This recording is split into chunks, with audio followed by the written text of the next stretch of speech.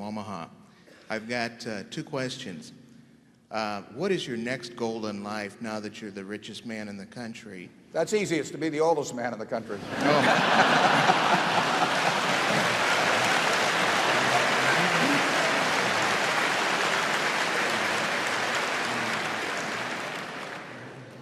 Secondly, you talk about good management with corporations and that you try and buy companies with good management.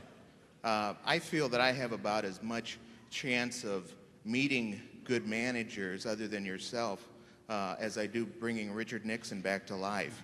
How do I, as an average investor, find out what good management is?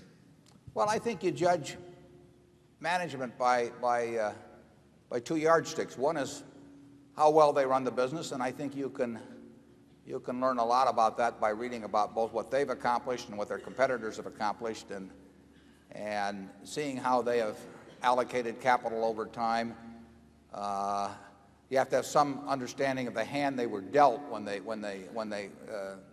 themselves got a chance to play the hand. But if you understand something about the business they're in, and you can't understand it in every business, but you can find industries or companies where you can't understand it, then you simply want to look at how well they have been doing in playing the hand essentially that's been dealt with them. And then the second thing you want to figure out is how well that they treat their owners.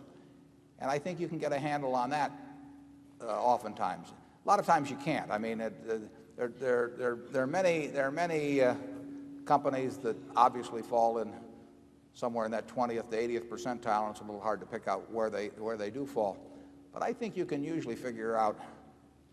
I mean, it's not hard to figure out that, say, Bill Gates or Tom Murphy, or Don Keogh, or people like that are really outstanding managers. And it's hard to figure out who they're working for.